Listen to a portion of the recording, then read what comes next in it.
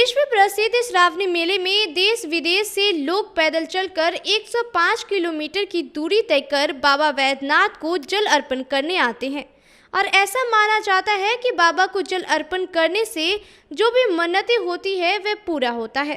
Corona काल के 2 साल बाद विश्व प्रसिद्ध श्रावणी मेले में अपनी मन्नतों के साथ कई अनोखे कांवड़ियों को अनोखे अंदाज में देखा गया। जहानाबाद के पति पत्नी कलयुग में श्रवण कुमार बनकर अपने मां और पिता को भोले बाबा का दर्शन कराने के लिए कांवर में बैठा कर ले गए। सुल्तानगंज गंगा घाट पर गंगा स्नान कर दोनों मां बाप को कांवर में लेकर पुत्र चंदन और पुत्र वधू रानी देवी देवघर के लिए निकल पड़े। इस कलयुग में बेटे और बहू की इस भक्ति को देखकर सभी ने सराहा। पूरा हो गया, सब ले जा रहे हैं, सब पूरा हो गया। आप लोग कितने लोग इस हम 2 आदमी हैं, हम 3 गो लड़कन हैं। महीने करवाते हैं, एक महीने कराते हैं सत्यनारायण भगवान की पूजा। और पूजा आरती खत्म हुआ, मन में ऐसा लालसा हो गया ना कि बस बोले सबके गांव समाज के सामने कि माता पिता के हम ले जाएंगे देवघर कांवर बना के सरवन जी ने। वही फिर गांव वाले सब कहे मेरा माता पिता तो आने के लिए नहीं तैयार थे, कितना भारी है, कैसे तू ले जाएगा। तो गांव वाला कहे कि नहीं, ये जब तैयार है तो ले जाइए। वही फिर सब तुरंत एक बार तैयार हुए, एक बार लेकर चल। तिलकामाझी भागलपुर विश्वविद्यालय के सभी कॉलेजों के साथ साथ विश्वविद्यालय के प्रशासनिक भवन में बिहार राज्य विश्वविद्यालय एवं महाविद्यालय कर्मचारी महासंघ एवं छात्र राष्ट्रीय जनता दल द्वारा अनिश्चितकालीन तालाबंदी आंदोलन की शुरुआत कर दी गई है। एक तरफ जहां बिहार राज्य विश्वविद्यालय एवं महाविद्यालय कर्मचारी शिक्षक संघ ने धरना प्रदर्शन किया, वहीं दूसरी ओर युवा राजद के कार्यकर्ताओं ने विश्वविद्यालय एवं कॉलेजों में तालाबंदी कर विरोध प्रदर्शन किया। उन लोगों की मांग है कि तिलकामाझी भागलपुर विश्वविद्यालय में अस्थायी कुलपति जल्द से जल्द बहाल किए जाएं।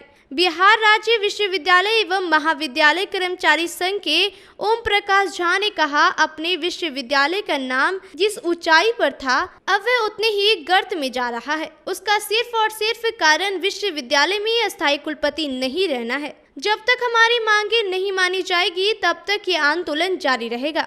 हमारी मुख्य मांगे जो है सेवा संपुष्टिकरण कन्फर्मेशन जिनको कहा जाता है, एरियर की भुगतान, सीनेट की चुनाव, संविदा कर्मचारी को नियमितीकरण, बहुत सारी ऐसी मांगे हैं जो कि विश्वविद्यालय स्तर लेवल पर है। आज तक हम लोगों को जो है सिर्फ ठगते जा रहा है। समझौता हमारी यही रजिस्ट्रार साहब जो है अभी वर्तमान में इन्होंने लिखित में हम लोगों को समझौता किया था कि हम लोग 15 दिन में 10 दिन में आप लोगों को कर देंगे, लेकिन आज तक नहीं किए। और अपने विश्वविद्यालय कर्मचारी और पीजी डिपार्टमेंट के कर्मचारियों का इन्होंने कंफर्मेशन कर दिया और महाविद्यालय कर्मचारियों को छोड़ दिया बनने के लिए। और बन के तैयार भी लगभग 7 से 8 हजार डिग्री तैयार है।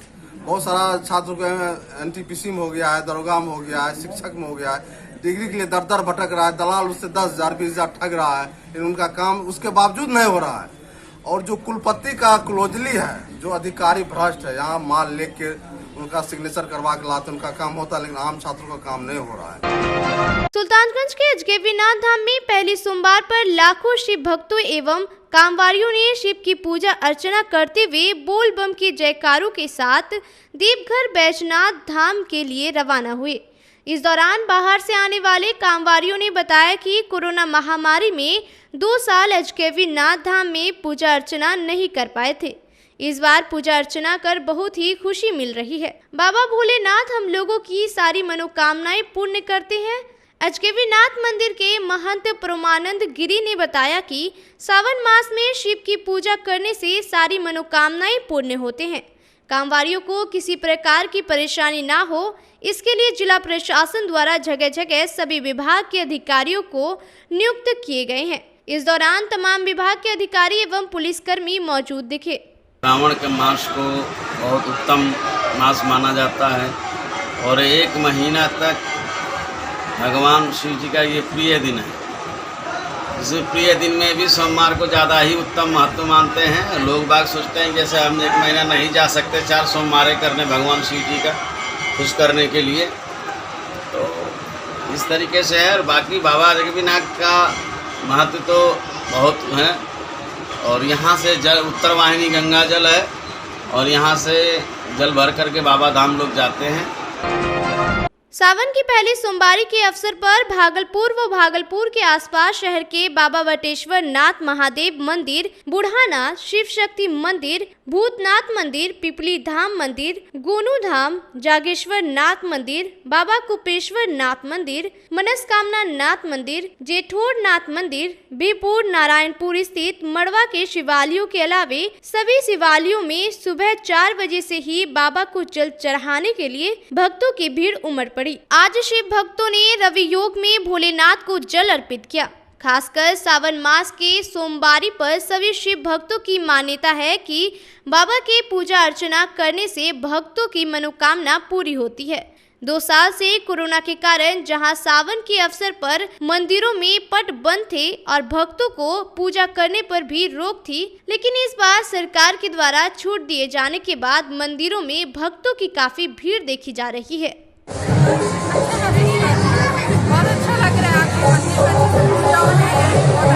कोरोना काल में तो ऐसा हो गया था कि मतलब घर से निकल नहीं पा रहे थे, मतलब एक भगवान का दर्शन करने के लिए सोचना पड़ता था। आज़ादी के अमृत महोत्सव के अवसर पर भागलपुर के रेलवे स्टेशन पर आज़ादी के रेलगाड़ी और स्टेशन कार्यक्रम का उद्घाटन मालदा डिवीजन के डीआरएम यतेंद्र कुमार और शहर के प्रबुद्ध लोगों द्वारा दीप प्रज्वलित कर किया गया। इस मौके पर डीआरएम ने कहा कि भागलपुर स्टेशन का आज़ादी के समय से ही काफी अहम योगदान था और यहाँ के स्वतंत्रता सेनानियों के द्वारा भी देश को आज़ादी दिलाने में बढ़ चढ़ कर हिस्सा लिया गया था।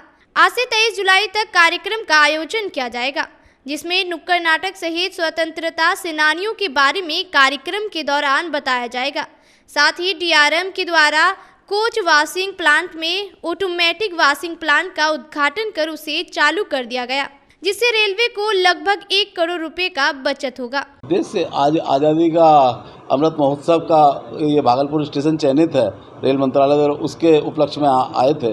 उसके कार्यक्रम की शुरुआत ये हफ्ते रहेगी 18 से जुलाई से लेकर 23 तक। और दूसरा एक उद्देश्य ऑलरेडी अभी बताया हमने, यहाँ पर कोच वॉशिंग प्लांट में गाड़ियों को ऑटोमेटिक धुलाई का एक जो प्लांट है वो चालू किया है, जिससे कि हम लोगों की मैन पावर प्लस पानी की लगभग 80 लाख मतलब लगभग 1 करोड़ का हमारी बचत होगी।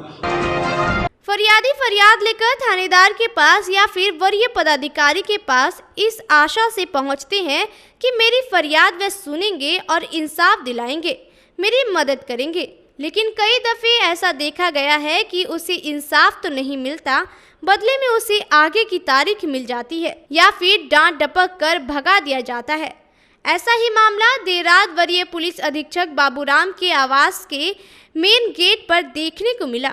मधुसूदनपुर थाना क्षेत्र के नूरपुर मोहल्ले से 16 जुलाई को सुबोध कुमार निराला की 19 वर्षीय बेटी अर्पणा कुमारी सुबह घर से गायब हो गई, जिसके बाद परिजनों ने बच्ची की खोजबीन की और उसके बाद नहीं मिलने पर दोपहर में बच्चे के गायब होने की सूचना थाने को दी गई, जिसमें बच्चे को शादी की नियत से बहला फुसला कर ले जाने का आरोप मोहल्ले के ही दीपक कुमार नामक युवक पर लगाया। लेकिन थाने में मामला दर्ज होने के बावजूद भी कोई कार्रवाई नहीं होता देख लापता लड़की के माता पिता और भाई युवती की बरामदगी की गुहार लेकर वरीय पुलिस अधीक्षक बाबूराम के आवास पर देर शाम पहुंचे और यहां पर धरने पर बैठ गए। मधुसूदनपुर थाना प्रभारी और एक पदाधिकारी जब परिजनों को समझा बुझाकर घर भेजने के लिए पहुंचे, तब लड़की की मां पुलिस वालों के पैर पकड़कर अपनी बच्ची को वापस लाने की मांग करने लगी।